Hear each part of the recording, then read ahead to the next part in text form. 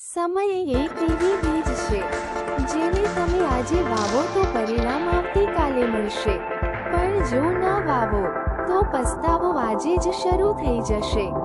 ગુજરાતી સુવિચાર. Share, like and subscribe. કેવી ભક્તિ ગુજરાતી સુવિચાર. Stay updated.